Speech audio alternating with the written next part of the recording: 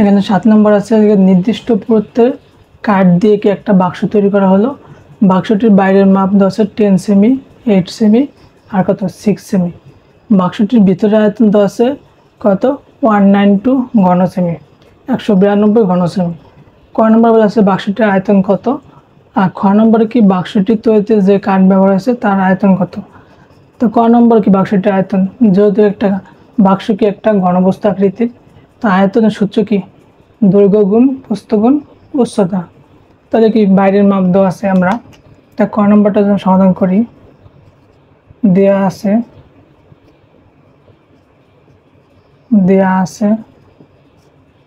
দৈর্ঘ্য কত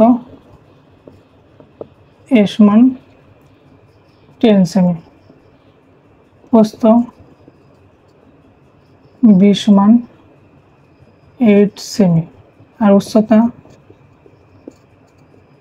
c সমান 6 সেমি। সুতরাং আয়তন যেহেতু একটা ঘনবস্তু, তাহলে কি এ বি সি ঘনবস্তু আয়তন সূত্র কি দৈর্ঘ্য গুণ প্রস্থ গুণ উচ্চতা, 10 গুণ 8 গুণ 6 সেন্টিমিটার কিউব। তাহলে কত 648 480 ঘন সেন্টিমিটার। আর খ নম্বর বলা আছে যে বাক্সের তৈরিতে যে কাঠ ব্যবহার হয়েছে তার আয়তন। এটা হচ্ছে বাক্সের বাইরের মাপ বা বাক্সের বাইরের আয়তন, আর ভেতরের আয়তন দেওয়া আছে 192। তা খ নম্বরটা যদি আমরা করি দেয়া আছে কি ভিতরের আয়তন, বাক্সটির ভিতরের আয়তন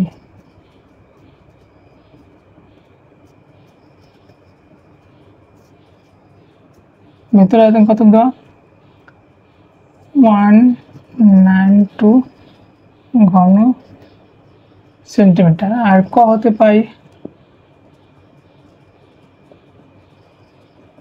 বাক্সটির বাইরের আয়তন কত 480 ঘন সেন্টিমিটার। সুতরাং যে কাঠ ব্যবহার হয়েছে তার কাঠের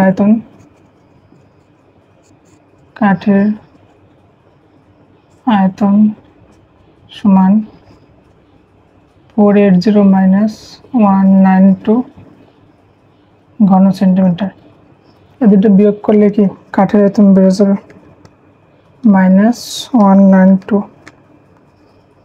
288 ঘন সেন্টিমিটার। 8 নম্বরে কি একটা বেলুনের আয়তন দেওয়া আছে 150 ঘন সেন্টিমিটার। বেলুনটির ভূমির ব্যাসার্ধ ও উচ্চতা কি কি হতে পারে। বেলুনের কি আয়তন দেওয়া আছে, তা আমরা জানি কি এটা কি ছকের মাধ্যমে করতে হবে। তাহলে আমরা আগে লিখি বেলুনের আয়তন, বেলুন বা সিলিন্ডারের আয়তন কি পাই আর স্কয়ার এইচ। তো আমরা যদি ছক করি এটা বিভিন্ন মান হতে পারে, তোমাদের ইচ্ছা অনুযায়ী তোমরা মান নেবা। আমরা যদি 2-3টে করি এটা অনেকগুলো হতে পারে।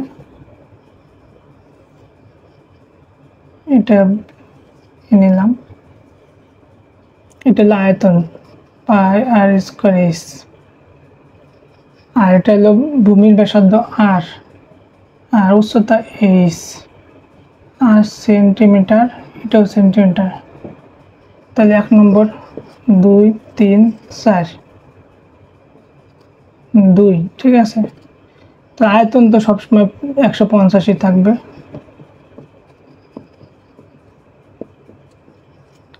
তা আমরা যদি ভূমির ব্যাসার্ধ 2 সেমি নেই 2, তাহলে এটার প্রশ্ন মতে পাই আর স্কয়ার সমান কত 150, বা তাহলে এই উচ্চতা কত বেরোবে। আমরা কি ব্যাসার্ধ আর তোমার ইচ্ছা মতো নেওয়া, ঠিক আছে, তোমার ইচ্ছা মতো যে কোনো মান নিতে পারো। আর সমান কত 2 নিয়েছি।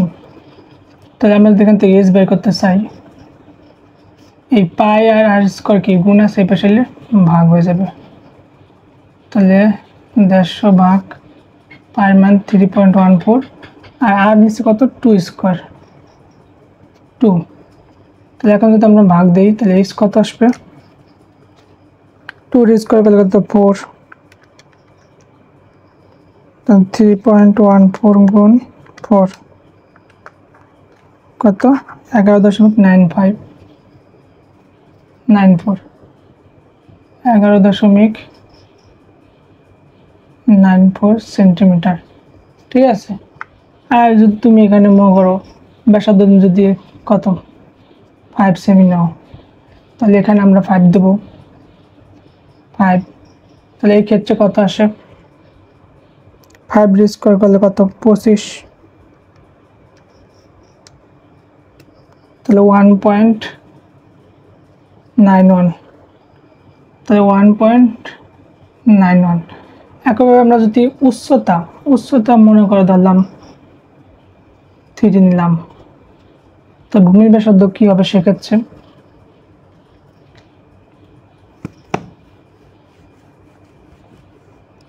তাহলে উচ্চতা আমরা কত নিয়েছি 3। তাহলে আমাদেরকে এখন ব্যাসার্ধ বের করতে হবে r।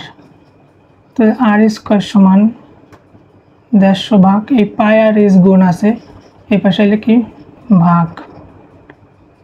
তাহলে r স্কয়ার সমান 150 ভাগ পাই মান 3.14 গুণ এইচ কত 3 নিছি বা r স্কয়ার সমান কত আসে এখানে 150 ভাগ 3.14 গুণ 3 15.92 বা r সমান রুট 15.92। সুতরাং r সমান কত রুট 15.92 3.98 প্রায় 3.98 সেন্টিমিটার। ঠিক আছে, একইভাবে এস যদি আমরা 10 নিই 10 তাহলে ব্যাসার্ধ কত আসবে 10 নিলে এখানে 10 আসবে আর এগুলো তো মুছে দিলাম। তাহলে বা 150 ভাগ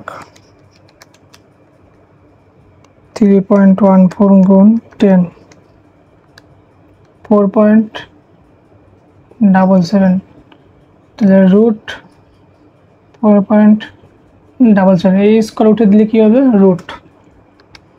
তাহলে রুট 4.77 2.18 তাহলে এখানে ব্যাসার্ধ কত 2.18 2.18 সেন্টিমিটার।